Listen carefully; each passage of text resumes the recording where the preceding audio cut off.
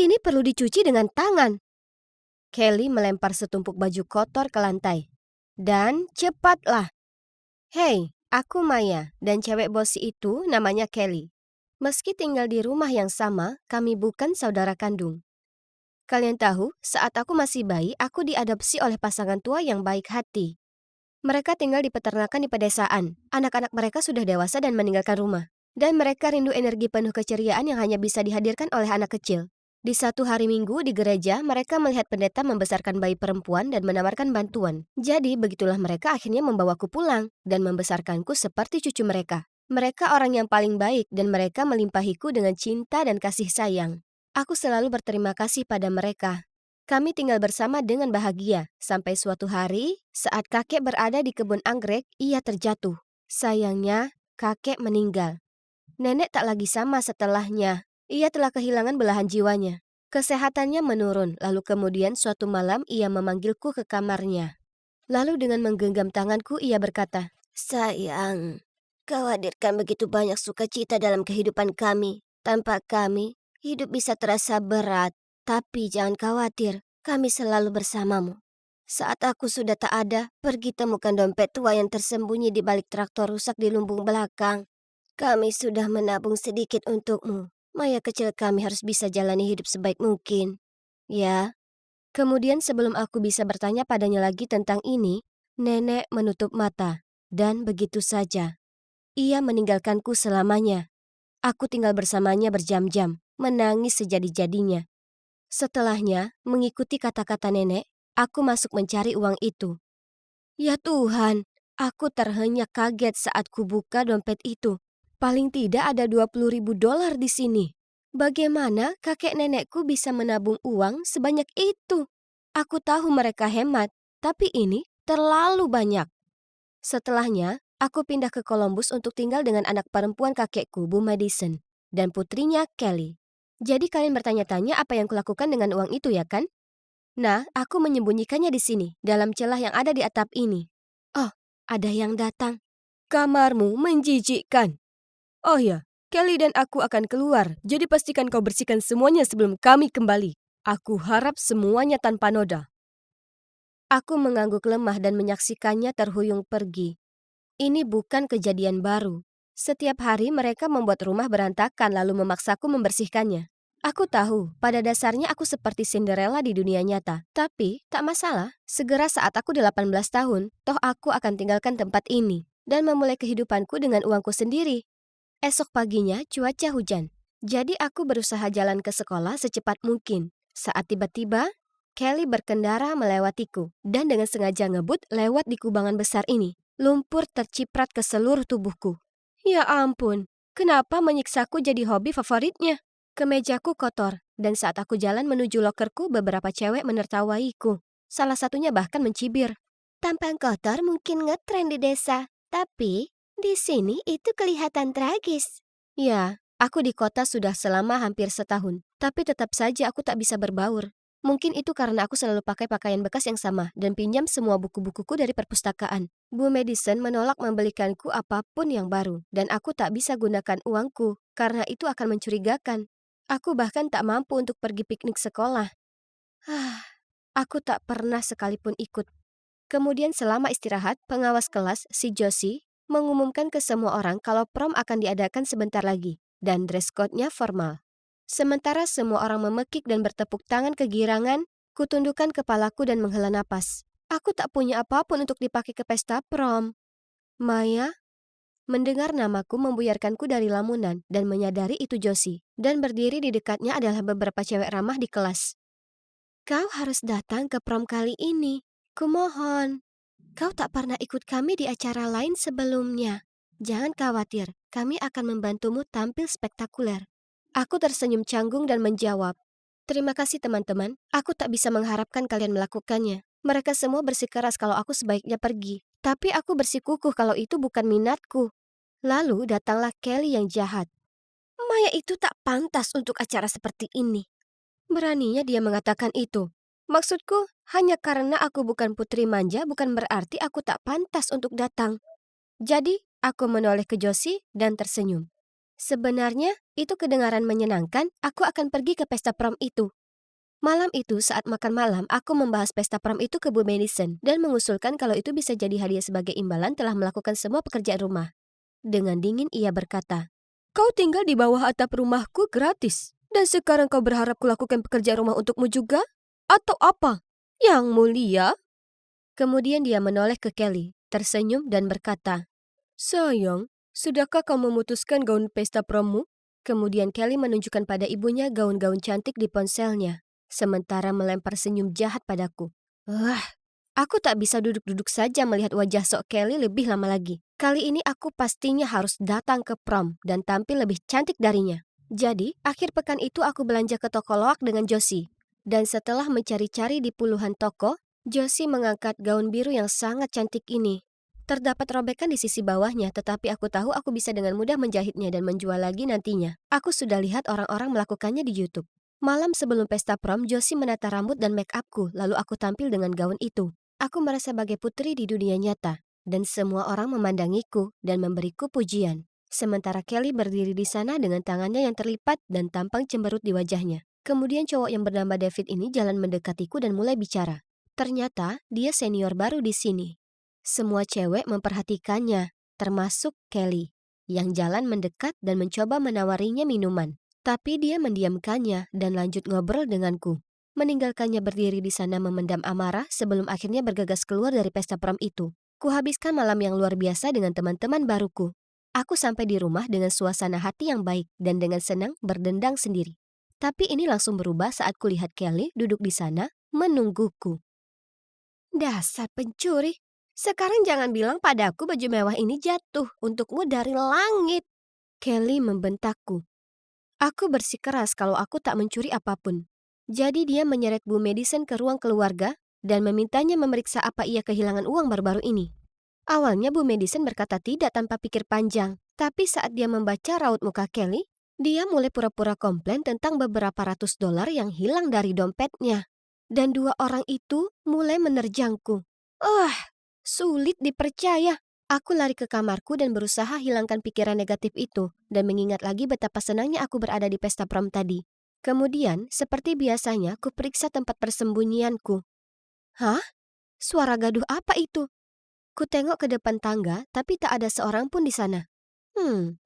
Mungkin hanya rumah yang berderit atau apa? Hari berikutnya di sekolah sungguh luar biasa, karena banyak anak datang dan bicara denganku. Kemudian saat aku pulang, aku ke atas ke kamarku dan memeriksa uang tempat persembunyianku. Jantungku rasanya mau copot. Dompetnya sudah tak ada. Dengan panik aku mencarinya. Lalu aku ingat mendengar sesuatu kemarin malam, dan hanya ada 3 orang dari kami di rumah ini. Apa mungkin...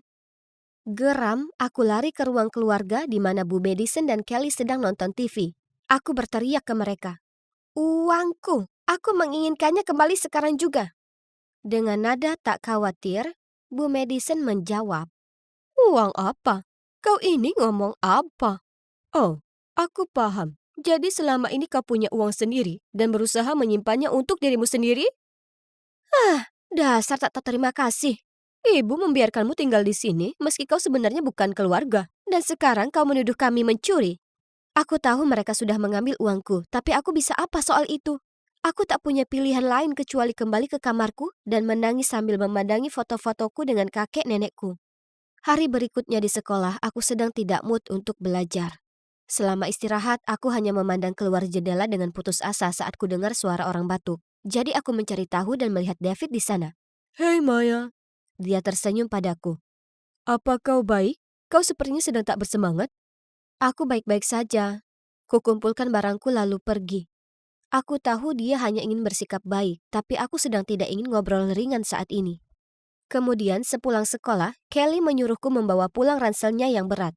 Aku tak punya sisa tenaga untuk berdebat, jadi dengan enggan kulakukan pintanya. Itulah saat David mengendarai mobilnya di sampingku dan bertanya, Hei, itu kelihatannya berat. Apa kau perlu tumpangan? Aku mengangguk dan masuk ke mobilnya sambil memaksakan senyuman untuk berterima kasih padanya. Dia bertanya, Maya, ada apa? Kau bisa bicara padaku. Aku ini pendengar yang baik, janji. Dia sangat baik dan aku langsung merasa aman berada di dekatnya. Kami ngobrol banyak dan mulai sering nongkrong bareng setelah itu. Kami jalan-jalan di taman dan makan siang bersama. Kudapati diriku makin dekat dengannya, tapi bukan seperti yang kalian pikir.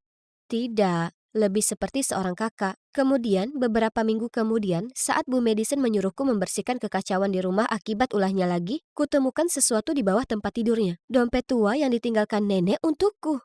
Dan semua uangnya sudah tak ada. Aku bergegas turun ke bawah dan membanting dompet itu ke meja dapur. Tapi Bu Madison mengangkat bahu. Itu kan dompet ibuku. Jadi, uang itu milikku. Kau jelas mencurinya dari orang tuaku yang tua dan malang. Kelly mendukung ibunya dengan nada suaranya yang menyebalkan. Wah, betapa rendahnya dirimu harus menipu wanita tua yang sakit untuk memberikan tabungan hidupnya padamu. Nenek meninggalkannya untukku, bukan kalian. Kalian berdua monster. Aku berteriak ke mereka, mengambil dompet itu dan pergi ke atas ke kamarku. Aku mulai berkemas dan akan meninggalkan tempat ini sekali dan selamanya. Hanya saja, saat ku coba membuka pintu, aku tak bisa membukanya. Ya Tuhan, mereka mengurungku. Parahnya, selama drama itu aku meninggalkan ponselku di bawah, jadi aku bahkan tak bisa menelpon David untuk meminta bantuan. Hari berikutnya, Bu Madison membiarkanku keluar. Tapi dengan syarat kulakukan semua pekerjaan rumah. Dan mulai saat ini, aku tak diizinkan pergi sekolah atau semacamnya. Dan jika aku melanggar peraturan ini, dia memastikan aku akan mendapat masalah karena mencuri uang. Jadi, itulah yang terjadi. Aku tak punya pilihan. Mereka mengikatku. Suatu siang, aku sedang di luar menyirami tanaman. Saat Bu Madison berteriak dari ruang keluarga. Tidak, bukan yang mawar. Sirami yang ada di sana. Dasar anak tak berguna. Kemudian tiba-tiba kurasakan seseorang menarik lenganku. Itu David. Dia cemas karena aku absen jadi dia datang memeriksaku. Maya, ada seseorang yang aku ingin kau menemuinya. Kemudian dia memberi tanda padaku untuk mengikutinya. Aku tak tahu kemana David membawaku. Tapi apapun akan jadi opsi yang lebih baik daripada mendengar lebih lama ocehan Bu Madison. Jadi aku masuk ke mobilnya. Dia membawaku ke rumahnya. Dan ada pria ini di rumah itu. Kurasa itu ayah David. Tapi kemudian dengan mata berkaca-kaca, pria itu berseru. Maya, ini kau, putriku. Kau akhirnya pulang. Hah? Apa? Jadi, setelah aku duduk dan meneguk air untuk menyiapkan diri atas apapun yang akan terjadi, mereka berdua memberitahuku bagaimana di saat aku bayi, ibuku sakit lalu meninggal. Ayahku susah payah merawatku dan kakakku, jadi ia memberikanku kepada seorang pendeta. Akhirnya, ayah berhasil membalikkan nasibnya dan mengetahui aku sudah diadopsi oleh pasangan lansia. Ia mulai mengirim uang pada mereka untuk membantu mereka membesarkanku. Kemudian, saat ia datang untuk mencariku, aku sudah tak ada di sana. Ia akhirnya tahu aku tinggal dengan anak perempuan dari pasangan lansia di Columbus. Jadi, ia pindah ke kota ini dengan harapan menemukanku. Sebuah kebetulan, akhirnya David masuk ke sekolah yang sama denganku. David mengatakan kalau pertama kalinya dia melihatku, dia langsung merasakan ikatan yang aneh. Dan betapa luar biasa, firasatnya ternyata benar. Karena segera semua jadi jelas kalau aku ini saudara perempuannya yang hilang. Wah, ini begitu sulit untuk dipahami. Tapi ini merupakan berita yang sangat luar biasa. Aku meninggalkan rumah Bu Madison setelah itu. Tentu saja, lalu pindah dengan ayah dan kakakku. Dan untuk pertama kalinya, sejak aku kehilangan kakek nenekku, diriku merasa benar-benar bahagia lagi. Sekarang, kalian mungkin bertanya-tanya, apa kabarnya Bu Madison dan Kelly? Nah, aku jalan lewat rumah mereka beberapa hari lalu dan melihat tanda dijual di halamannya. Ternyata, Bu Madison suka menghambur-hamburkan uangnya. Dan sekarang terbelit hutang, jadi ia terpaksa menjual rumah itu. Aku tak mau menertawai itu atau apa, tapi kurasa itu karma untuk mereka. Ponselku berbunyi bip dan ada pesan baru. Emma, ada yang harus kulakukan di dekat sini, jadi ayo kita ketemuan di sana. Sampai jumpa. Itu dari Tony, teman masa kecilku dari panti asuhan di Missouri. Yap, benar sekali. Aku berakhir di panti asuhan setelah ibuku meninggal dunia saat aku baru berumur 4 tahun. Namun keadaan menjadi lebih buruk lagi bagi Tony dan dia. Mereka ditinggalkan di luar pintu panti asuhan tanpa ada yang mengetahui siapa orang tua mereka. Dan sekarang disinilah aku, dalam perjalanan mengunjungi makamnya sebagai peringatan kematiannya hari ini. Waktu berlalu sangat cepat. Aku hampir tidak percaya sudah 10 tahun berlalu. Aku membeli beberapa bunga lalu pergi ke kuburan. Tony sudah ada di sana menungguku. Aku tersenyum dan melambai, tapi hatiku terasa berat. Dulu ketika kami berusia 14 tahun, kami sangat dekat. Tony, Thomas, dan aku. Aku diam-diam punya perasaan ke Thomas, tapi aku tidak pernah punya kesempatan untuk memberitahunya. Semua terjadi begitu cepat pada hari itu. Kami masih anak-anak, muda dan bodoh, kami menyelinap keluar untuk bermain di tepi sungai. 1 menit kami saling bermain air di sungai. Tidak lama setelahnya, Thomas terbawa arus. Aku mencoba menyelamatkannya, tapi Tony menarikku kembali ke tepian. Bahkan memikirkannya sekarang, aku masih tidak bisa menahan tangisku. Jangan menangis, Em. Aku selalu ada untukmu, dan aku tahu dia juga akan selalu ada di sisimu. Jauh di lubuk hati, aku tahu Tony selalu mempunyai perasaan terhadapku, tapi aku tidak merasakan hal yang sama. Setelah itu, Tony mengantarku pulang. Melihat wajahku yang kelelahan, dia berkata sebelum aku masuk ke dalam. Tidurlah yang nyenyak, Em. Ingat, kita ada wawancara besok. Astaga, aku hampir lupa. Tony mungkin mengira aku adalah karyawan terburuk yang pernah ada. Dan ya, kalian bisa menebaknya. Tony adalah bosku. Setelah bertahun-tahun di panti asuhan, dia diadopsi oleh keluarga super cerdas yang menginspirasinya untuk berusaha menjadi seseorang yang penting. Dan dia akhirnya membangun sebuah perusahaan startup makanan. Bagaimanapun, keesokan paginya, meski masih merasa lelah, aku tidak punya pilihan selain tetap memasang wajah berani untuk berangkat kerja. Ada tim pemasaran yang harus dipimpin. Tapi saat aku berjalan ke lobi, seorang pria menabrakku. Dia membantuku berdiri dan dengan panik meminta maaf, menjelaskan bahwa dia sedang terburu-buru. Aku mendongak dan hendak mengomelinya, tapi tunggu. Kenapa dia terlihat begitu familiar? Sebenarnya, dia terlihat persis seperti... Apa itu kamu? Kamu...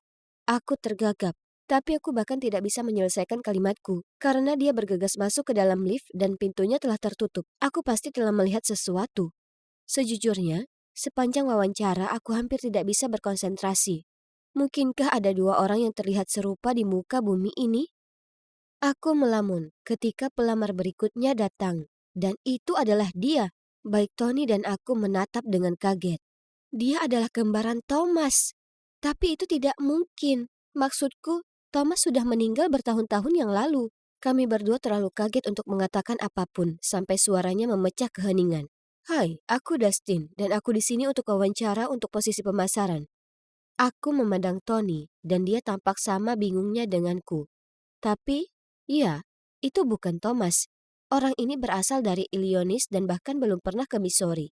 Oke, jadi inilah gambaran Thomas. Cukup masuk akal. Wawancara berjalan dengan baik, dan meskipun dia sedikit arogan, dia tahu apa yang dia lakukan, jadi kami mempekerjakannya. Saat aku keluar ruangan, anehnya, Dustin masih menungguku di luar. Dia menawarkan untuk mentraktirku makan siang sebagai permintaan maaf sebelumnya. Aku setuju, karena aku sangat ingin menanyakan lebih banyak pertanyaan kepadanya. Saat makan siang, aku terus bercerita tentang panti asuhan, beberapa hobi Thomas, dan hal-hal yang dibencinya. Tapi Dustin bahkan tidak mengedipkan mata. Aku kecewa, karena aku sangat berharap Dustin benar-benar menjadi Thomas. Malam itu, aku hampir tidak bisa tidur. Aku tidak bisa berhenti memikirkan Dustin. Ini konyol, tapi aku masih mempunyai perasaan yang kuat bahwa dia benar-benar kekasih masa kecilku. Tiba-tiba, aku mendapat pesan dari Tony.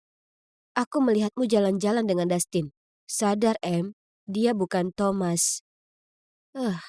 Aku tidak mau mendengarnya. Keesokan harinya, aku tidak bisa mengalihkan pandanganku dari Dustin. Saat makan siang, aku melihat dia menaruh madu pada semangkanya, dan aku merinding. Itulah yang biasa dilakukan Thomas. Ya ampun, aku berseru. Aku kemudian memberitahu Tony apa yang baru saja aku lihat setelah dia duduk, tapi dia hanya tertawa dan berkata, sejujurnya, banyak orang yang melakukan itu. Apa menurutmu Thomas kita bisa sesombong itu? Melihat aku masih tidak terpengaruh, dia melanjutkan. Tetapi jika kamu masih ingin memeriksanya, beri saja dia buah persik. Segala hal bisa berubah, tapi alergi tidak, kan? OMG, Tony jenius.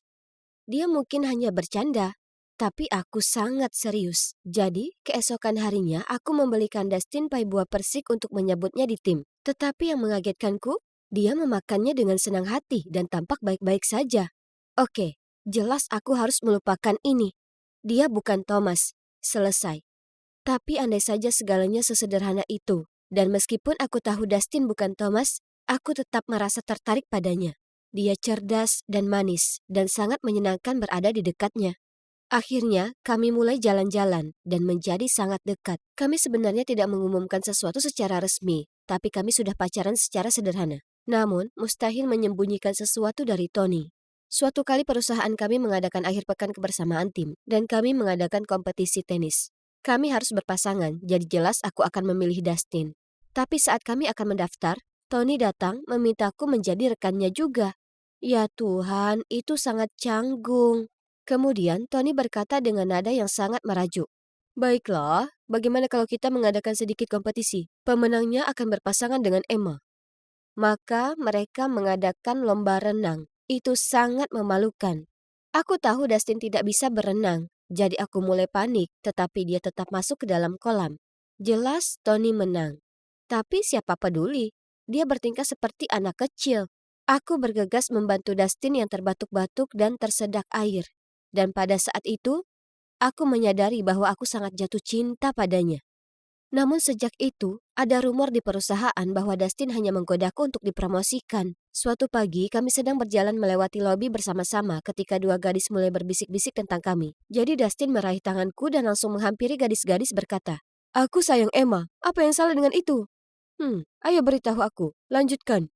Tepat pada saat itu, Tony muncul dan bertanya apakah dia bisa bicara dengan Dustin di kantornya. Aku sangat gugup. Sekarang semua orang tahu kami dalam cinta segitiga yang aneh, dan aku tidak menyukainya sedikit pun. Kemudian salah satu kolegaku mendengar Tony memberitahu Dustin bahwa jika dia tidak meninggalkanku sendirian, dia akan dipecat. Aku tidak percaya. Aku segera pergi menemui Tony. Bahkan sebelum aku sempat menghadapinya, dia berkata, "Ya, itu benar. Aku minta gadis-gadis itu memulai rumor tersebut, dan aku juga meminta si brengsek itu menyerah padamu. Itu aku. Aku melakukan semuanya. Aku hanya tidak mengerti, Em. Kenapa aku tidak pernah cukup baik untukmu?" Tony, tunggu. Sudah 10 tahun. Kenapa kamu tidak memberiku kesempatan? Kenapa kamu tidak bisa melepaskan Thomas? Seorang pria yang mirip dengannya sedang naik daun dan kamu benar-benar melupakanku. Dia seorang pecundang dibandingkan Thomas. Jangan berani-berani menyebut dia pecundang. Aku bilang. Lihat, pada akhirnya, kamu tetap hanya peduli padanya. Bukan aku. Tony berteriak, lalu pergi.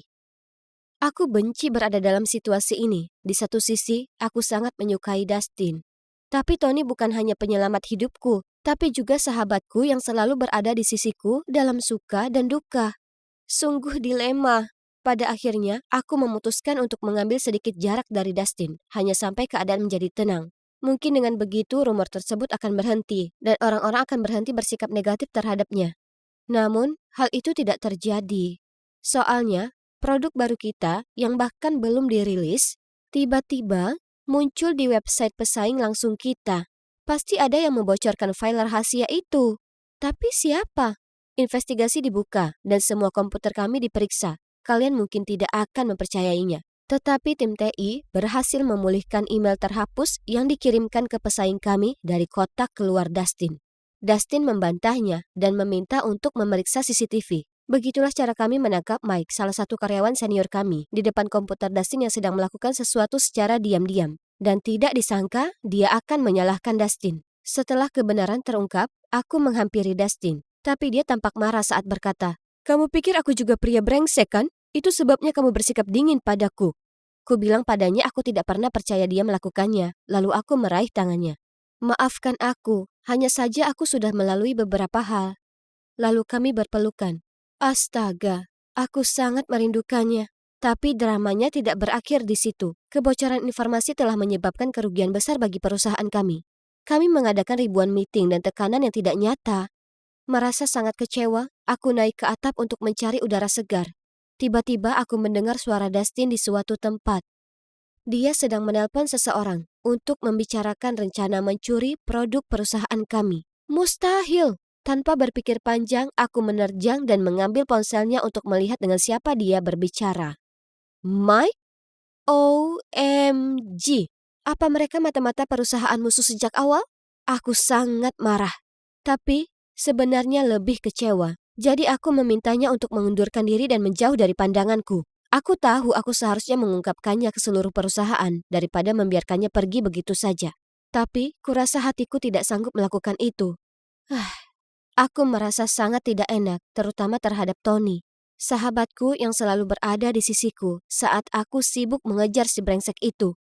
Aku kehilangan kontak dengan Dustin setelah itu, dan aku hampir tidak punya waktu untuk memikirkannya karena perusahaan kami berada di ambang kebangkrutan. Namun suatu hari aku mendapat telepon darinya, diikuti dengan pesan yang mengatakan, "Tolong jangan abaikan aku, ada hal penting yang ingin kukatakan padamu." Jadi, kami bertemu keesokan harinya di kedai kopi, dan begitu aku melihatnya, aku berkata, "Dengar Dustin, aku sudah muak dengan semua kebohonganmu. Tolong langsung saja ke intinya."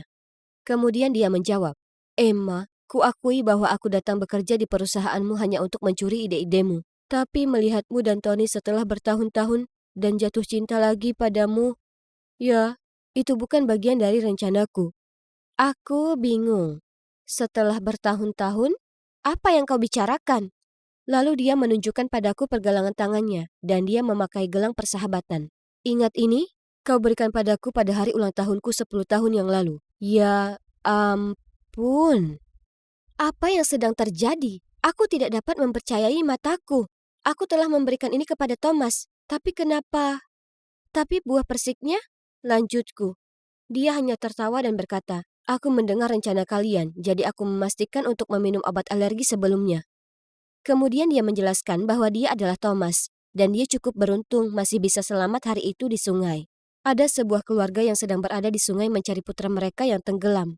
Namun bukannya menemukannya, mereka malah menemukan Thomas. Jadi mereka mengadopsinya dan mengubah namanya menjadi nama putra mereka, Dustin.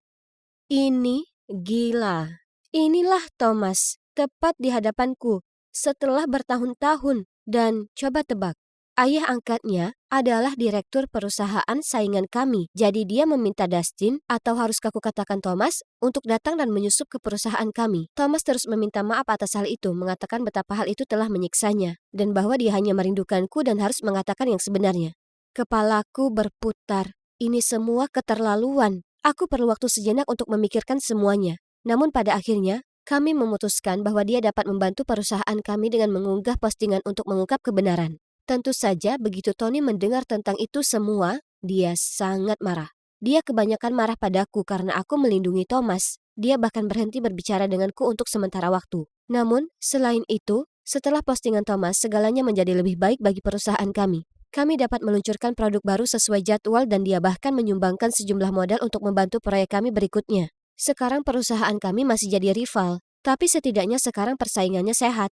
Adapun Tony dan aku, kami akhirnya berbaikan. Dia datang menemuiku suatu hari sepulang kerja dan berkata, Aku minta maaf atas sikapku yang kekanak-kanakan. Aku hanya iri padamu dan Thomas.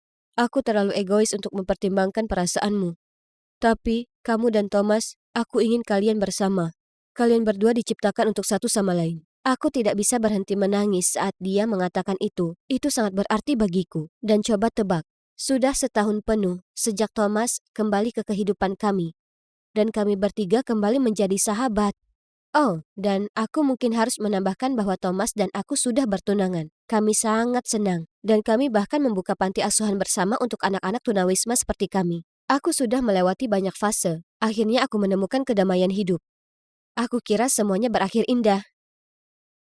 Akhirnya setelah 11 jam penerbangan, aku sampai di LAX, Bandara Internasional Los Angeles. Mengagumkan. Aku tidak sabar untuk bertemu ibuku. Kalian tahu, ayahku orang Prancis dan ibuku orang Amerika. Kami dulu tinggal bersama di Paris, tapi kemudian mereka berpisah dan ibu pindah kembali ke sini. Tentu saja aku sering berbicara dengannya di FaceTime dan sebagainya. Tapi ini pertama kalinya aku bertemu dengannya setelah 5 tahun. Aku belum pernah mengunjunginya karena ibuku adalah seorang pengusaha wanita yang sangat sukses dan dia bekerja sangat keras. Itu berarti dia tidak punya waktu untuk memberiku perhatian yang kubutuhkan. Tapi sekarang aku berumur 16 tahun dan bisa menjaga diriku sendiri. Aku akhirnya bisa berkunjung. Jadi, terima kasih kepada ayah dan ibu tiriku atas hadiah ulang tahun tiket pesawatku. Aku sekarang berada di LA yang cerah selama sebulan penuh. Aku tidak hanya bisa menghabiskan waktu bersama ibu, tapi aku juga bisa bersantai di vilanya yang sangat besar. Beruntungnya. Tapi pertama-tama, ayo ambil semua barang bawaanku, lalu cari taksi ke rumah ibuku. Ya, sayangnya, dia tidak bisa datang menjemputku karena dia ada pekerjaan. Tapi tidak masalah, aku bisa mengatasinya sendiri. Oke, mungkin aku bicara terlalu cepat. Sudah setengah jam dan barang bawaanku tidak terlihat. Lalu, cowok tampan ini menghampiri aku dan berkata, "Hei, sepertinya kopermu hilang. Perlu bantuan?" imut dan suka membantu. Aku benar-benar bisa terbiasa dengan orang-orang AS. Aku menunjukkan kepadanya tiketku, dan ternyata aku menunggu di tempat yang salah. Ups. Setelah membimbingku ke tempat yang benar, cowok yang ku ketahui namanya Zack ini bahkan menurunkan koperku untukku. Namun salah satu koperku macet dan terbuka sehingga menyebabkan semuanya terjatuh. Astaga, ini bukan hari keberuntunganmu, kan? Dia tertawa terbahak-bahak. Oh, baiklah. Setidaknya tidak semuanya buruk. Maksudku seorang cowok tampan telah menyelamatkanku, kan? Dia membantuku mengambil barang-barangku, lalu dia bahkan menawarkan untuk mengantarku ke rumah ibuku. Setelah sekitar 30 menit, dia mulai melambat. Aku melihat keluar jendela dan... Oh my God! Ini adalah villa paling cantik yang pernah ada. Kolam renang, lapangan tenis, pohon palem, persis seperti rumah bintang film. Aku sedang ternganga memandangi villa, ketika tiba-tiba aku mendengar suara mesin mobil. Karena kaget, aku berbalik dan melihat Zack menjauh. Koperku! Aku berteriak. Laptop dan iPadku juga ada di sana.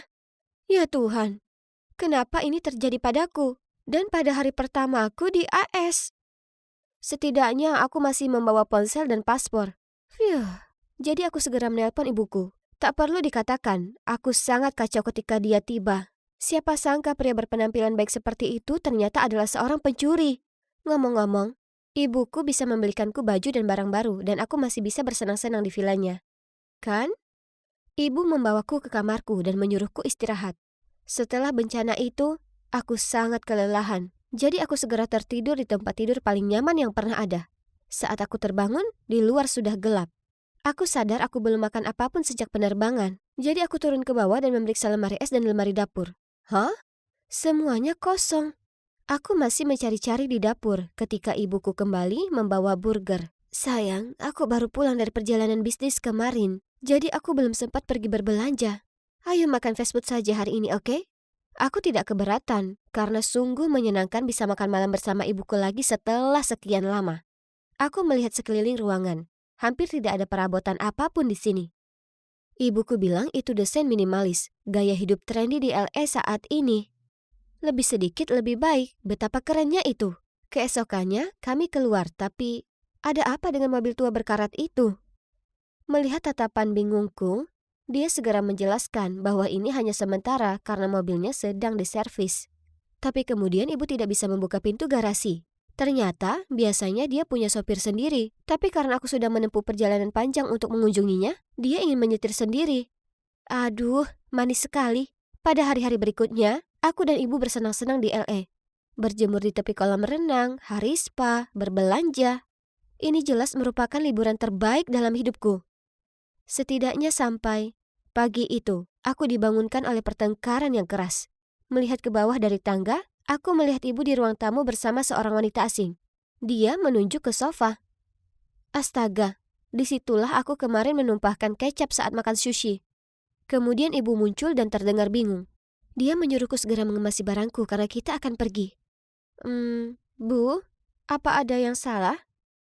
Oh, tidak apa-apa sayang. Hanya saja sofa kotor, jadi ayo kita suruh seseorang membersihkan seluruh villa. Wah, ibu sampai bersih-bersih seisi rumah hanya karena noda kecap. Seberapa kaya dia? Jadi, di mana kita akan tinggal kali ini? Hotel mewah bintang 5? Atau rumah megah di Beverly Hills? Tapi kemudian mobil itu berhenti di depan sebuah gedung apartemen kumuh. Ini tidak mungkin benar. Ibu bilang ini apartemen cadangan milik temannya. Jadi kami akan tinggal di sini beberapa hari demi kenyamanan.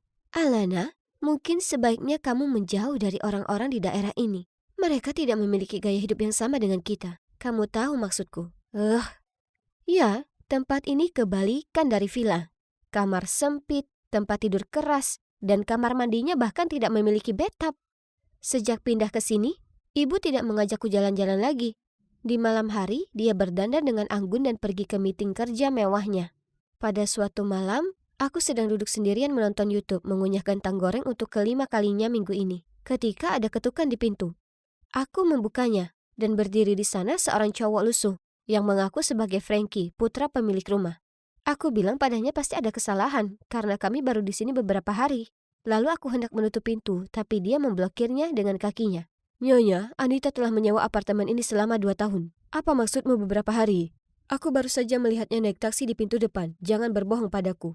Tidak, ibuku adalah pengusaha sukses yang memiliki villa di Brentwood Park. Kalau begitu kamu pasti salah mengira ibumu adalah orang lain. Singkatnya, ingatkan si ibu pengusahamu untuk membayar uang sewa. Lalu dia mencibir dan berjalan pergi. Beraninya dia mengatakan itu. Dan kenapa aku terus-menerus menemui orang brengsek? Ketika ibu kembali, aku menceritakan apa yang terjadi. Kupikir dia akan menganggapnya lucu atau semacamnya. Tapi tidak. Malah dia menjadi sangat marah. Kamu seharusnya tidak membukakan pintu untuknya. Sudah kubilang jangan bersosialisasi dengan orang-orang di sini. Oke, mendengar kebohongan yang dibuat-buat tentang dirimu seperti itu pasti menyebalkan. Tapi apakah dia harus begitu marah karenanya? Keesokan paginya, aku sedang minum teh di balkon ketika tiba-tiba aku melihat wajah yang tidak asing lagi lewat di jalan. Ya Tuhan, itu si brengsek dari bandara. Zack! Pencuri itu! Teriakku sambil bergegas turun. Tapi sesampainya di sana, dia sudah menghilang. Aku masih gemas saat ada suara yang datang dari belakang. Apa yang kamu lakukan sambil berteriak sepagi ini? Aku berbalik dan melihat Frankie bersandar di dinding dengan tangan terlipat. Bukan urusanmu, penipu. Hah? Penipu? Apa maksudmu? Berhentilah berbohong. Aku sudah memberitahu ibuku semua tentang kamu yang mencoba menipu uang dariku. Benarkah? Jadi, menurutmu akulah yang bohong? Sebelum aku bisa menjawab pertanyaan yang memprovokasi itu, aku mendengar suara ibuku memanggil dari balkon.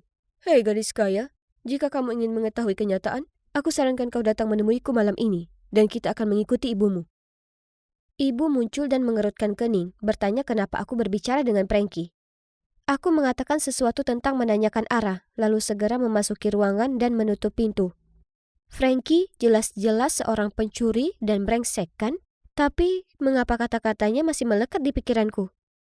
Aku sempat memperhatikan beberapa hal yang aneh, seperti saat kami di villa, aku bertanya pada ibu di mana peralatan makannya, tapi dia tidak ingat.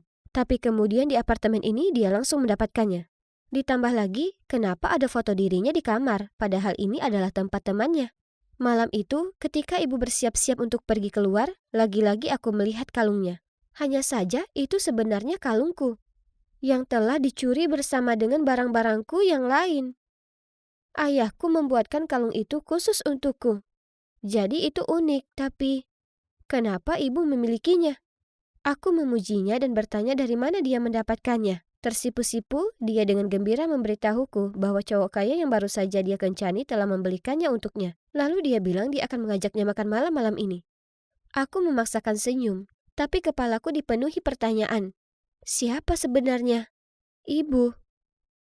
Aku diam-diam mengikuti ibu di jalan. Tiba-tiba, sebuah tangan menepuk pundakku. Ayo pergi. Aku berbalik dan itu adalah Frankie. Tanpa berkata apa-apa, aku mengangguk dan segera masuk ke mobilnya. Dan kami mengikuti taksi ibu. Tunggu, bukankah itu villa yang kita tempati sebelumnya?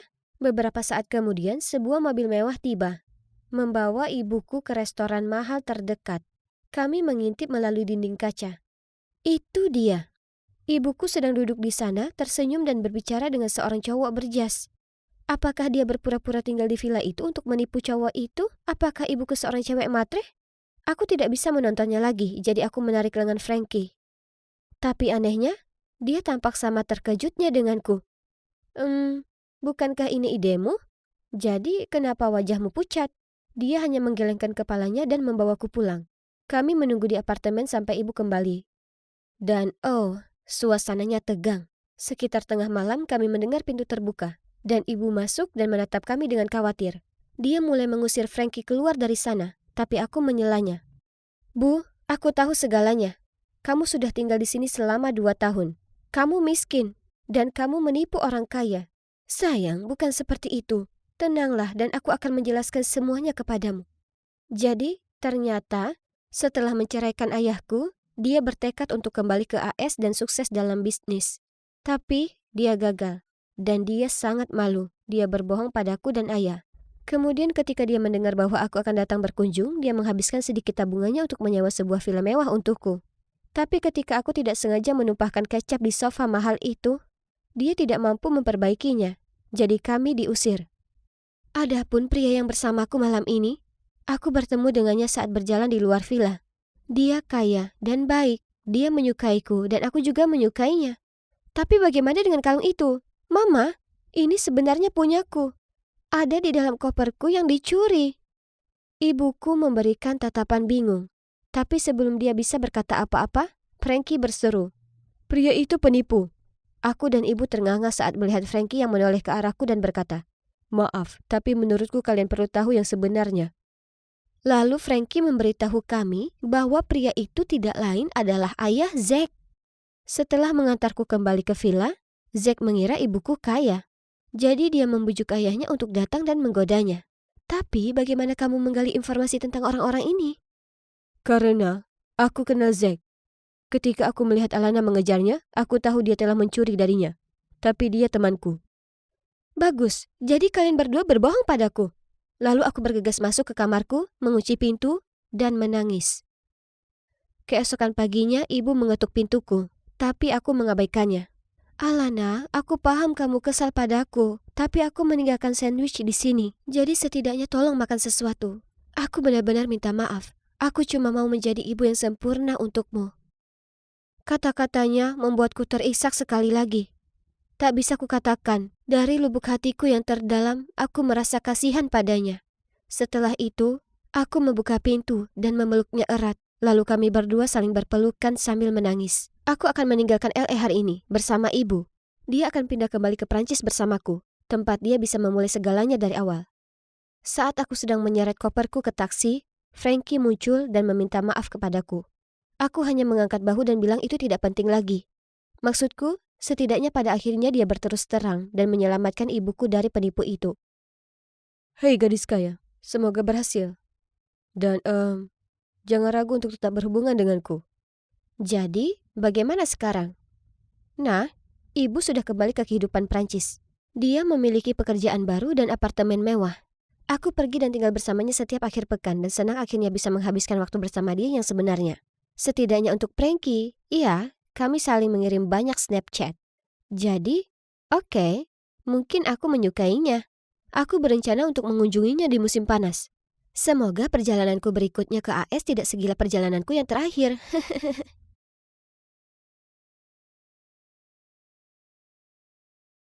Biar ku beritahu kalian sesuatu yang sangat penting. Aku mengidap akrofobia. Jika ini merupakan mimpi buruk bagiku, aku sama sekali tak ingin berada di sini. Oh, dan cowok yang berada di seberang sana itu Charlie. Dia pacarku, tapi aku sebenarnya tak suka dengannya seperti itu. Jadi, kalian mungkin bertanya bagaimana aku berakhir di sini. 200 meter di atas permukaan tanah dan hendak lakukan lompatan menakutkan ini. Nah, mari kita mulai dari awal. Hai, aku Luna. Cewek SMA 17 tahun dari kota kecil di New South Wales. Tumbuh besar, aku sangat ingin menyenangkan ibu tunggalku yang pekerja keras. Masalahnya, ia hampir selalu letih dan mudah marah. Jadi tak peduli apapun yang kukatakan atau kulakukan, biasanya selalu dianggap salah. Kalimat paling umum yang terucap dari mulutnya adalah, "Kalau kau ingin aku menyayangimu, kau harus jadi baik." Aku ingin ia mencintaiku lebih dari apapun di dunia ini, jadi kulakukan apa saja yang kubisa untuk menenangkan hatinya. Ini menyebabkan kebutuhan untuk membuat semua orang senang dan membuatku merasa takut dibenci oleh orang lain. Jika ku buat orang lain senang, maka mereka akan menyukaiku, ya kan? Jadi, kapanpun seseorang memintaku untuk mengerjakan PR-nya atau menggantikannya saat piket, maka kulakukan tanpa ragu. Dan jika muncul perdebatan atau situasi canggung, entah apa aku yang salah atau bukan, aku selalu minta maaf duluan. Pada umur 15, aku pindah ke Sydney sendiri untuk masuk SMA. Dan itulah saat aku ketemu Margo. Dia benar-benar kebalikanku, tapi ini tak menghentikan kami jadi teman baik. Dia itu mandiri, berani dan tak biarkan orang lain menekannya melakukan apapun yang tak mau dia lakukan. Haduh, andai aku lebih sepertinya, pasti aku bisa terhindar dari banyak masalah. Pernah kami dapat tugas kelompok di pelajaran biologi dan kebetulan aku sekelompok dengan cewek populer ini. Sehari sebelum tenggat waktu, mereka berdua mengirim pesan padaku, mengatakan mereka sakit dan memintaku mengerjakan bagian mereka. Ini tugas yang banyak untuk satu orang, tapi aku tak ingin mengecewakan mereka, jadi aku setuju. Tapi kemudian malam itu, saat aku sedang melihat-lihat Instagramku selama rehat sejenak setelah berjam-jam belajar, kulihat mereka datang ke suatu pesta. Apa? Jadi mereka bohong padaku supaya bisa keluar dan bersenang-senang dan meninggalkanku sendiri di rumah mengerjakan PR mereka? Astaga, ingin ku ambil pena ini dan melemparkannya tepat ke muka bebek bodoh mereka itu. Bagaimana bisa itu dianggap imut? Tapi siapa yang kuajak bercanda? Aku tahu betul aku takkan pernah bisa katakan pada mereka apa yang sebenarnya kupikirkan tentang mereka. Jadi kuambil pena itu dan melanjutkan beban tugas yang dimaksudkan untuk 3 orang itu. Sendirian. Aku begadang semalaman dan minum 2 kali minuman energi, tapi itu tugas yang terlalu banyak bagi 1 orang untuk selesai tepat waktu. Tugas kami atau sebaiknya kusebut tugasku kena pengurangan poin karena pengumpulan yang terlambat. Yang entah kenapa membuat cewek-cewek populer itu marah. Apa yang sudah kau kerjakan? Bagaimana bisa kau kumpulkan tugasnya terlambat? Aku minta maaf, hanya saja mengerjakan semuanya sendiri terlalu berat untukku. Oh, yang benar saja. Kau punya seharian penuh untuk mengerjakannya. Itu semua karena manajemen waktumu yang payah. Tepat di saat itu, Margot muncul, entah dari mana, dan menyela kami. Jika kalian begitu peduli dengan nilai kalian, maka kalian pasti akan bantu Luna menyelesaikannya. Bukannya malah pergi ke pesta tak jelas. Bagaimana kalau kulaporkan kalian ke guru supaya mencoret nama kalian dari... Margot, cukup. Maaf, jangan pedulikan dia. Kemudian aku menarik Margot pergi. Meminta maaf pada mereka itu hal konyol untuk dilakukan. Itu bukan salahmu. Aku tahu ini bukan salahku, tapi tak ada gunanya membuat keributan, ya kan? Baiklah, kalau begitu, akan kubiarkan kau sendiri dengan semua masalah yang kau timbulkan sendiri. Aku tak peduli lagi. Oh tidak, aku tak bermaksud membuat Margot marah. Aku langsung minta maaf padanya. Dia satu-satunya sahabatku, lalu kuajak dia minum milkshake untuk baikan.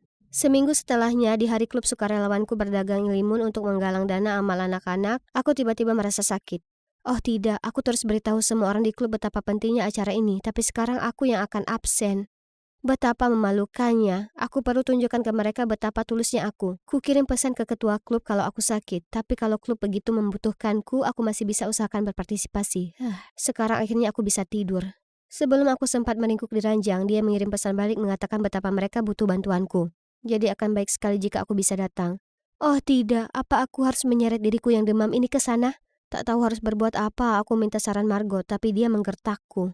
Kalau kau tahu kau tak bisa datang, kenapa menyarankan sebaliknya? Orang-orang akan selalu memanfaatkanmu jika kau biarkan mereka. Jadi bilang saja kalau kau sakit dan tak bisa datang. Lalu dia bilang klub musiknya akan ada acara makan malam malam ini. Tapi dia sudah putuskan akan menikmati sesi memanjakan diri malam ini. Jadi dia langsung beritahu mereka kalau dia sudah ada acara. Margot benar, jika aku lakukan seperti yang dilakukannya sejak awal. Aku tak perlu cari alasan untuk berkata tidak ke semua orang. Akhirnya aku kirim pesan ke ketua klub, aku takut menulari semua orang, jadi akhirnya aku tinggal di rumah. Lalu aku tertidur dan mendapati kekhawatiranku mengganggu mimpiku. Hari berikutnya aku merasa lebih baik, jadi setelah kelas aku mampir ke klub. Tapi aku merasakan suasana aneh dari semua orang. Kemudian aku tanya ke ketua klub berapa banyak uang telah kami kumpulkan dari acara itu, dia sungguh mengacukanku. Oh tidak, dia jelas masih marah padaku karena mengecewakannya. Aku terhanyut dalam lamunan saat tiba-tiba seseorang menepukku di pundak. Ku dengar kau sakit, apa kau merasa baikkan sekarang? Itu Charlie, salah satu anggota klub. Dia memberitahuku di hari aku sakit dia menawarkan diri mengambil alih semua tugasku. Jadi aku langsung mengajaknya makan malam untuk berterima kasih. Mungkin dia salah paham dengan niatan baikku, karena setelahnya dia menghujaniku dengan pesan, telepon, dan meme lebay. Tapi suatu hari, sementara kami berdua jalan berdua, Charlie tiba-tiba berhenti dan meraih tanganku. Luna, kita sudah saling kenal cukup lama. Kurasa ini waktunya untukku mengakui perasaanku. Aku menyukaimu. Maukah kau jalan denganku? Oh ya ampun, apa yang baru dikatakannya? Aku berdiri di sana kebingungan. Maksudku, aku menyukainya, tapi sebagai teman. Tapi saat kulihat tatapan penuh harapnya, nuraniku mulai menyiksaku. Dia cowok yang baik. Jadi bagaimana bisa aku katakan tidak padanya? Pada akhirnya aku paksakan tersenyum, lalu mengangguk setuju. Perasaanku padanya akan tumbuh seiring waktu, ya kan? Tapi sayangnya jawabannya adalah tidak. Sebenarnya sejak kami mulai pacaran, kudapati diriku jadi kurang suka padanya dibanding sebelumnya. Dia lakukan banyak hal yang menggangguku, seperti saat dia bersikeras kami kenakan baju pasangan ke sekolah. Ya, kaos berslogan He's mine, she's mine terletak di atasnya. Itu seharusnya sudah ditinggalkan tahun 2010. Dengan sombongnya dia mengantarkanku berkeliling sekolah dan tak peduli dengan gelak tawa dan tudingan ke arah kami. Andai bumi bisa terbelah dan menelanku langsung. Malam itu, melihat betapa muaknya tampangku, Margot bertanya padaku apa semuanya berjalan baik antara aku dan Charlie. Jadi ku bilang semuanya, kukira dia akan marah padaku lagi, tapi yang mengejutkan, dia hanya menghela napas dan menyuruhku memberitahu kebenarannya dengan putus dengan Charlie sebelum semuanya jadi terlalu serius. Itu cara terbaik untuk mencegah kami berdua terluka. Dan juga ku dengar banyak hal buruk tentang Charlie. Orang bilang dia itu tak menentu, sebaiknya kau akhiri ini sesegera mungkin. Ya, Margot benar. Lain kali kulihat Charlie, aku akan akhiri ini sekali untuk selamanya. Ternyata aku tak harus menunggu waktu lama karena di minggu sore Charlie datang menjemputku untuk kencan kami. Dia bilang punya kejutan untukku dan aku akan menyukainya. Oke, sepertinya dia sudah melakukan banyak upaya, jadi mungkin paling baik jika kutunda memutuskannya hingga perjalanan pulang. Hampir sampai. Mendengar apa yang Charlie katakan, kulihat keluar jendela. Oh ya Tuhan, apa itu tempat bungee jumping? Jadi, singkat cerita, disinilah aku. 200 meter di atas permukaan tanah, kakiku gemetaran seperti daun dan jantungku berdebar tak karuan. Aku hendak menangis ketakutan ketika tiba-tiba ku dengar musik romantis diputar di belakangku. Aku menoleh, melihat Charlie berlutut dengan satu kaki. Di belakangnya ada staf bermata jeli yang membawa mawar dan lilin sambil bergoyang mengikuti musik. Apa yang terjadi? Aku tahu kita masih SMA, tapi jangan khawatir, kita bisa menunggu sampai kelulusan. Luna, maukah kau menikah denganku? Apa? Apa aku tak salah dengar? Maksudku, aku ini baru 17 tahun. Melihat wajahku yang kebingungan, Charlie segera berkata, aku tahu kita masih SMA, tapi jangan khawatir, kita bisa menunggu sampai kelulusan. Kemudian mari kita gelar pernikahan terindah langsung setelahnya. Ini gila, aku berdiri di sana. Terpaku di lantai tak tahu harus berbuat apa. Dan melihat semua orang memandangku dan menungguku membuat aku semakin merasa tertekan. Aku sedang coba pikirkan semua ini saat Charlie memaksakan memasangkan cincin ke jariku. Oh ya Tuhan, aku harus apa? Aku harus apa? Ya, dengan gaya klasikku, aku tak melakukan apa-apa. Tanganku yang bodoh membeku di tempatnya, dan pada akhirnya berakhir seperti ini. Tidak, aku tak bisa biarkan ini terjadi. Charlie, sebenarnya aku tak punya perasaan padamu. Aku hendak memberitahumu hari ini, tapi aku tak mengira semuanya berakhir seperti ini. Kau bercanda denganku, kan? Kalau kau tak menyukaiku, tak mungkin kau biarkan aku sematkan cincin itu sebelumnya. Jadi, aku jelaskan semuanya ke Charlie. Wajahnya jadi muram karena kecewa. Aku merasa sangat bersalah. Harusnya aku tegas dengannya sejak awal supaya tak satu pun hal ini terjadi. Kita masih bisa berteman, ya kan? Aku bertanya, tapi Charlie menjawab bahkan tanpa menatapku. Kalau kau tak menyukaiku, lalu kenapa memberiku harapan? Ada apa dengan nada tanpa emosi itu? Kurasakan dia berubah menjadi orang yang benar-benar berbeda. Takut, aku terdiam. Tak berani mengucap sepatah kata pun. Aku akan pulang sebentar lagi dan jauh dari suasana menyesakan ini. Tapi saat Charlie mengemudi, kuperhatikan bagaimana keadaan sekitar jadi makin asing dan asing. Ini jelas bukan jalan menuju asrama. Akhirnya mobil berhenti di sebuah lokasi konstruksi terbengkalai. Luna keluarlah dari mobil. Merasakan nada bicaranya yang marah, aku lakukan seperti yang dikatakannya. Kau bisa tinggal di sini sampai kau tahu bahwa kita ditakdirkan untuk satu sama lain. Lalu teleponlah aku. Aku memandang ngeri saat dia berkendara pergi dan meninggalkanku di sana. Aku sendirian, entah di mana. Panik, ku telepon Margo untuk minta tolong. Tapi segera saat dia mengangkatnya, ponselku mati. Ku jelajahi daerah itu, tapi tempatnya benar-benar terpencil. Apa mungkin aku terjebak di sini selamanya tanpa diketahui seorang pun? Sudah hampir larut, aku hampir tak makan atau minum apapun seharian dan rasanya seperti tak ada harapan. Aku menangis dan kemudian semuanya menjadi gelap di sekelilingku. Aku terbangun karena lampu yang terang di rumah sakit. Margo langsung memelukku, kemudian menjelaskan apa yang terjadi. Ternyata malam itu setelah aku menelponnya, dia memeriksa lokasiku di Snapchat dan melihat kalau aku berada di tempat terpencil. Merasa ada yang tak beres, Margo dan manajer asrama pergi mencariku dan membawaku ke rumah sakit. Charlie ditindak dan diskors selama sebulan atas masalah yang ditimbulkannya. Setelah pengalaman mengerikan itu, aku bicara panjang lebar dengan Margo. Dia menenangkanku, menyemangatiku, dan berkata kalau sepertinya hasratku untuk menyenangkan orang lain berakar pada trauma masa kecil. Mungkin itu karena kata-kata ibuku, kalau kau ingin aku menyayangimu, kau harus jadi baik. Itu yang membentuk karakterku sekarang. Aku tak bisa terus biarkan masa laluku menguasaiku. Jadi di musim panas, saat aku pulang menemui ibu, bersama kami tuangkan perasaan kami dan hadapi masalah kami. Aku akhirnya tahu kalau bersikap baik ke orang lain bukan hal yang buruk, tapi menyetujui sesuatu hanya untuk hindari kekecewaan orang lain bukan hal yang benar untuk dilakukan. Kini dengan bantuan Margo aku belajar sedikit demi sedikit untuk berkata tidak pada hal yang tak ingin, karena hidup ini jauh terlalu singkat untuk berkata ya pada semua hal. Bukankah demikian?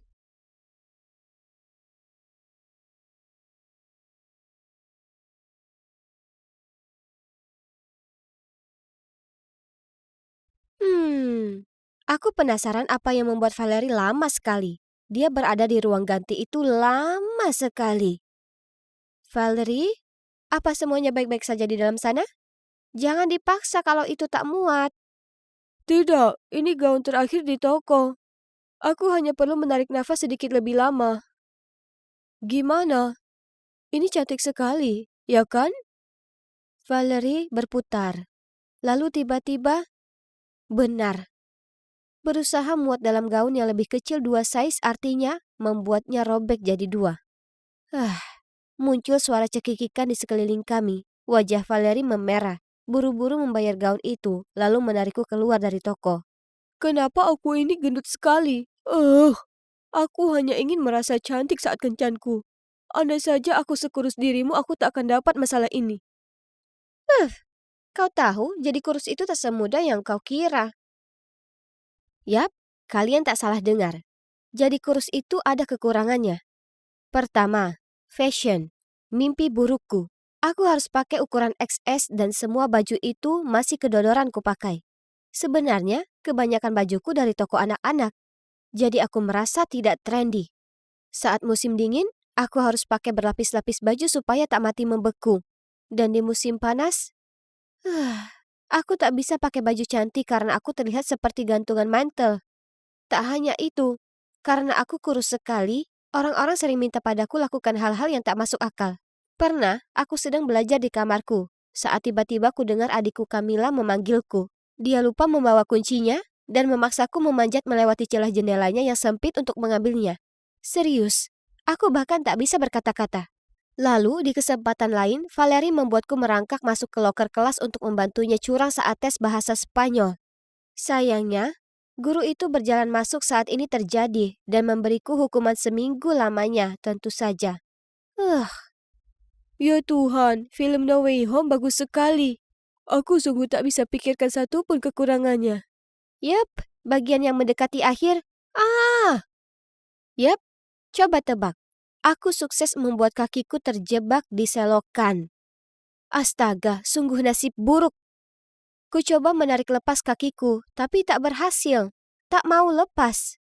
Di sana panik aku akan terjebak di sana selamanya dan yang bisa temanku lakukan adalah berkerumun bersama dan menanyaiku pertanyaan seperti, Madeline, bagaimana bisa kakimu masuk ke lubang sekecil itu? Wow, itu sulit dipercaya.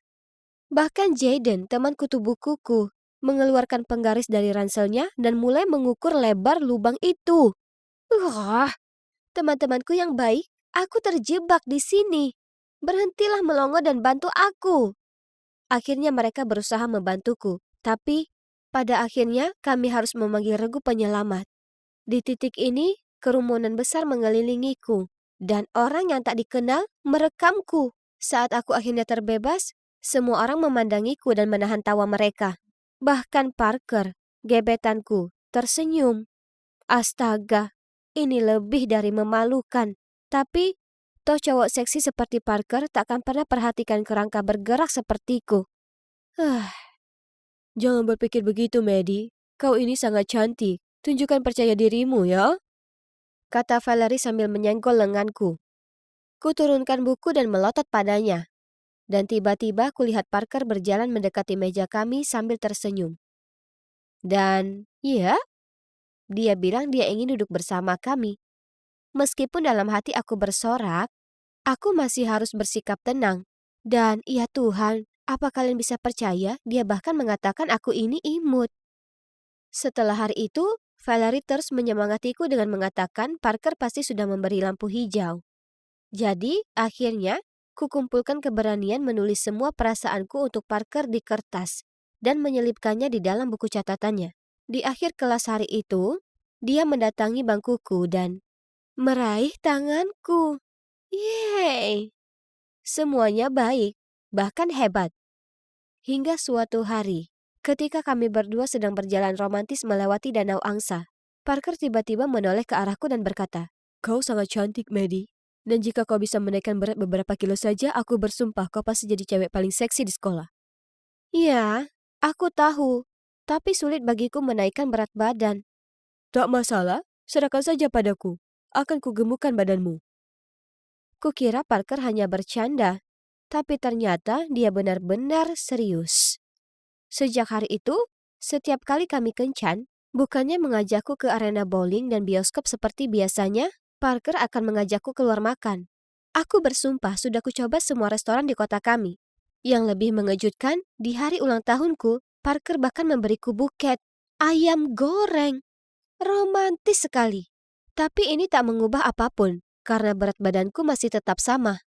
Parker kecewa saat dia mengintip ke arahku dan melihat timbangannya tak berubah. Lalu ia bernapas panjang. Bagaimana bisa kau dan Valerie berteman tapi terlihat benar-benar kebalikan? Ini dia Valerie yang cabi dan menggemaskan. Apa? Parker memanggil Valerie menggemaskan lagi? Ini juga bukan kali pertama. Terganggu, kuletakkan garpuku dan berjalan pergi dari mereka. Setelahnya, mulai kujauhi Valerie. Kukerjakan PR-ku dengan teman yang lain, duduk dengan anak lain saat makan siang, dan tiap kali kebetulan kulihat Valerie, aku balik badan dan jalan pergi. Jujur, aku tak mau seperti ini, tapi melihatnya saja membuatku tak nyaman. Tapi aku tak tahan melihat pacarku memanggil sohibku imut, sementara dia menganggap aku terlalu ceking. Kemudian libur musim panas akhirnya tiba. Kukira hanya ada aku dan Parker, tapi kemudian dia pergi mengikuti camp musim panas di Spanyol. Semua rencana gagal. Jadi, kuhabiskan hari cerah itu dengan murung. Ada apa? Apa kau bosan karena kekasihmu jauh? Jadi kenapa kau tak gunakan waktu ini untuk memberinya kejutan saat dia kembali? Kejutan? Sebuah ide hebat muncul di kepalaku. Tapi, bagaimana aku bisa menjadi gemuk? Mudah? Oke, kalau memang mudah maka tunjukkan padaku. Oke, kalau kau mau kerjakan PR musim panas untukku. Apa? Dia ini benar-benar oportunis. Tapi aku sungguh ingin menambah berat badan dan menyenangkan Parker. Jadi, tanpa ragu, aku mengangguk setuju. Jadi, sejak hari itu, mulai kuikuti program penggemukan Camilla. Ku ganti sayuran dengan makanan berminyak dan makanan utamaku selalu di tengah malam. Aku juga mengganti air dengan milkshake. Tapi aku harus berhenti minum saat bau susu itu sendiri membuatku mual. Melihatku gila makan seperti itu, orang tuaku dengan cemas berkata, Madeline, makan sehat itu penting kalau tidak nanti berdampak ke kesehatanmu. Tapi kuacuhkan nasihat mereka. Kali ini berat badanku benar-benar harus bertambah. Akhirnya, setelah 1 bulan mencoba, berat badanku naik.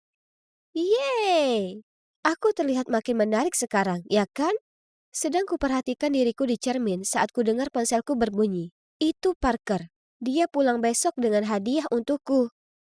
Hari berikutnya aku kenakan pakaian seksi ini yang aku tak pernah cukup percaya diri untuk pakai sebelumnya. Lalu minta Camilla membantu meriasku. Segera setelah selesai, dengan penuh semangat aku menunggu Parker di ruang tamu. Bel pintu berbunyi. Dengan senang, kubuka pintunya. Tapi segera saat dia melihatku, Parker langsung berkata, Oh, maaf, aku salah rumah. Lalu dia mulai beranjak pergi. Hah? Dia tak mengenaliku? Ini akan seru. Tidak sayang, kau tidak salah. Ini aku, takdirmu. Madeline? Apa ini sungguh kamu? Oh ya ampun, bagaimana mungkin kau bisa jadi sebesar ini? Kita hanya berpisah selama 1 bulan lamanya. Jadi, tidakkah kau pikir aku lebih cantik sekarang? Yang mengejutkanku, Parker menggelengkan kepala. Tidak, kau sangat gemuk sekarang. Itu tak terlihat baik. Turunkan berat badanmu. Hah? Ini sangat membingungkan. Kukira dia ingin aku menjadi lebih gemuk. Meskipun menjengkelkan, aku masih mendengarkan Parker dan berusaha menurunkan berat badan yang sudah kutambah. Jadi ternyata menurunkan berat badan itu jauh lebih sulit daripada kedengarannya. Sebenarnya, jutaan kali lebih sulit menurunkannya daripada menambahnya. Setelah 1 bulan makan sehat dan berolahraga, aku naik beberapa kilo. Berhentilah makan itu. Apa kau sudah menyerah? Kau harus berusaha lebih keras. Apa? Itu cuma sedikit popcorn. Kenapa dia begitu kasar soal ini? Aku memberimu 2 minggu untuk menurunkan berat. Kalau tidak kita putus. Hah? Apa yang baru saja dia bilang? Putus? Dia yang ingin aku menaikkan berat badan sedari awal. Sekarang dia mengancam putus denganku jika beratku tak turun. Sungguh konyol. Kau tahu tidak? Aku tak butuh 2 minggu. Ayo putus sekarang juga. Jelas kau tak pernah mencintaiku sama sekali. Kau hanya peduli dengan penampilanku. Jika kau sungguh peduli padaku, kau tak akan peduli ukuranku. Kemudian aku jalan pergi. Bagaimana bisa aku begitu bodoh? Sepanjang hubunganku dengan Parker brengsek itu, aku terbutakan mengikutinya. Aku hanya peduli tentang menyenangkan dia, dan itu mengorbankan banyak hal, termasuk sahabatku. Aku perlu minta maaf kepadanya segera. Dengan gugup ku ketuk pintu lalu menunggu. Akhirnya Valerie membukanya, tapi saat melihatku, dia menutupnya. Aku sangat menyesal. Ku mohon, biarkan aku menjelaskan. Valerie, aku minta maaf sekali. Ini semua karena aku takut Parker akan meninggalkanku untukmu. Tapi aku sadar sekarang, kalau dia itu sungguh brengsek, dan aku selama ini idiot berusaha berubah demi dirinya. Astaga, kau gila. Parker itu sama sekali bukan tipeku. Aku menggaruk kepala dan menceritakan padanya betapa buruk Parker telah memperlakukan aku, dan bagaimana dengan bodoh aku mendengarkannya. Dasar bajingan itu. Lalu dia memelukku. Valerie mengaku padaku kalau dia selama ini berusaha menurunkan berat badan dengan mengurangi asupan kalori, tapi bobotnya tak berkurang. Dan parahnya, dia merasa lemah dan letih sepanjang waktu. Aku mengangguk setuju dengannya. Jadi, sejak saat itu, aku dan Valerie berjanji untuk mencintai diri sendiri, tak peduli ukuran kami, dan tak akan pernah biarkan orang lain mencoba mengubah kami. Dan lihat, itu Walker dan Joel, pacar kami yang luar biasa yang mencintai kami apa adanya. Dan kalian tahu tidak, rasanya sangat menyenangkan, tak peduli apa yang orang lain pikirkan. Jadi, jangan pernah biarkan ada idiot yang merendahkanmu. Karena saat kau biarkan dirimu jadi diri sendiri, maka pada akhirnya kau bisa menyadari betapa cantik dirimu yang sesungguhnya.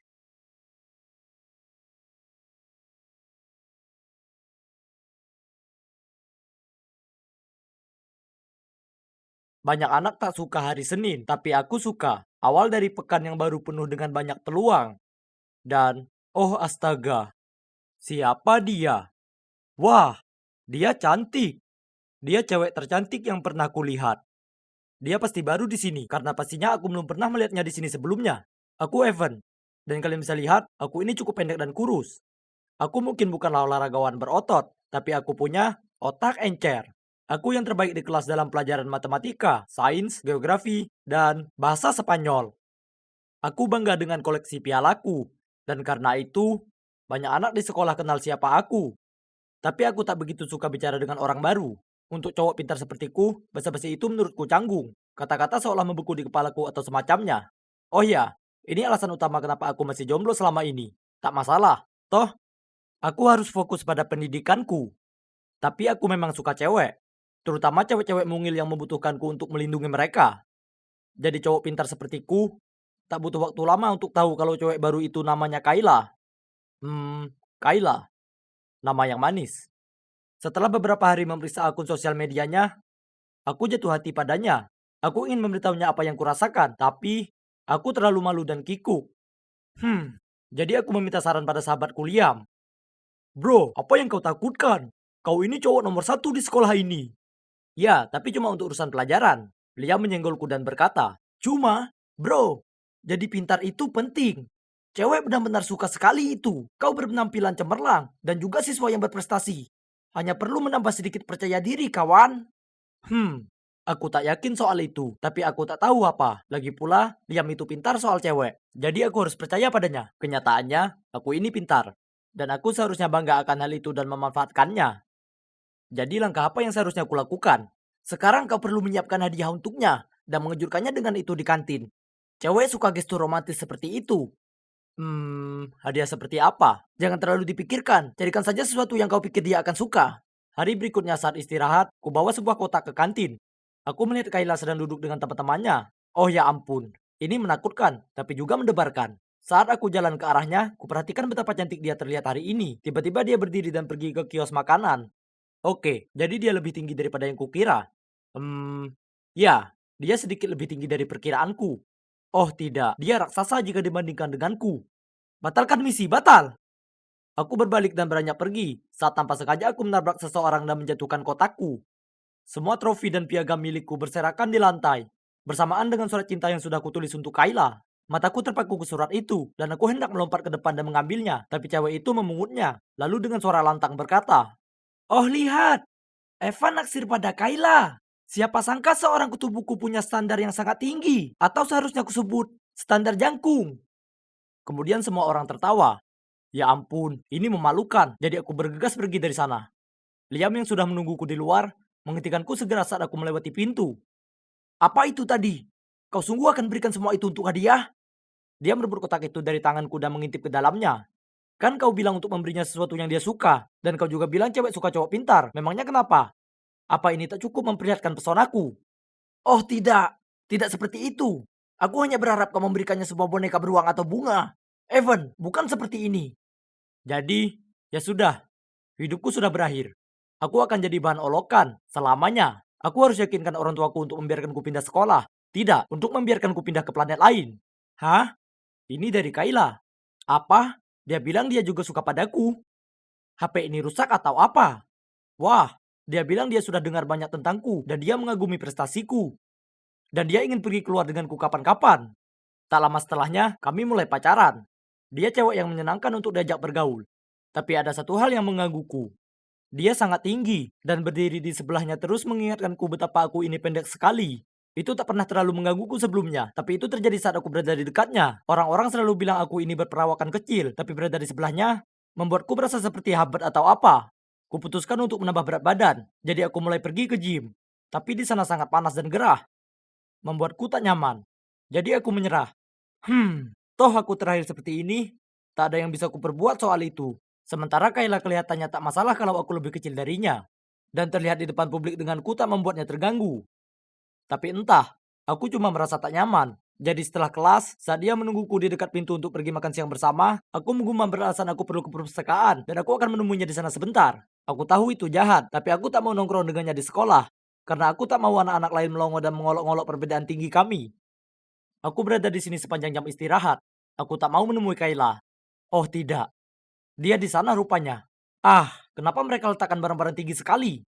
Sini biar ku ambilkan. Aku berbalik dan melihat itu Kayla. Kemudian dengan mudah diambilnya buku itu lalu menyerahkannya padaku. Tertegun, aku melihat sekeliling untuk memastikan tak ada yang melihat ini. Dan mendapati dua cewek terkekeh dan saling berbisik. Ini sangat memalukan. Sudah cukup buruk Kayla itu lebih besar dariku, tapi dia itu cewek sporty. Jadi dia juga lebih kuat dariku. Di saat waktu istirahat, aku susah payah membuka botol kokku. Tiba-tiba Kayla muncul, mengambilnya dariku. Dan meski aku bergumam aku ingin melakukannya, dia mengacuhkanku dan membukanya dengan mudah. Kemudian suatu malam saat aku sedang belajar, Liam mengirimiku pesan memberitahuku untuk memeriksa Instagramku. Ada sebuah foto diriku yang sedang duduk di pangkuan Kayla di taman sekolah. Apa? Lalu kemudian di bawahnya banyak sekali komentar seperti, "Wah, Evan si bayi kecil dengan Kayla Hulk cewek." Dan seorang temanku bahkan berkata, "Jelas, Evan jadi istrinya dan Kayla jadi suaminya." Tidak, tidak, tidak. Ini tak mungkin terjadi.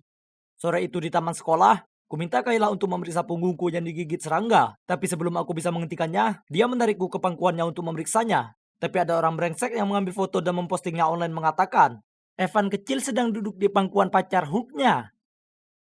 Aku murka, terutama dengan komentar temanku. Aku membahasnya ke Kayla, tapi dia hanya mengangkat bahu dan memberitahuku mereka cuma iseng. Dan itu bukan masalah. Setelahnya, aku tak ingin sering berada di dekat Kayla. Dia hanya membuatku merasa sangat kecil.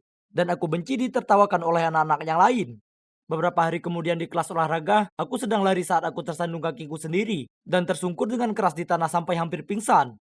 Aku terbaring di sana berkunang-kunang dan merasa seperti idiot saat banyak sekali anak mengelilingiku. Kayla juga berada di aula olahraga sedang latihan.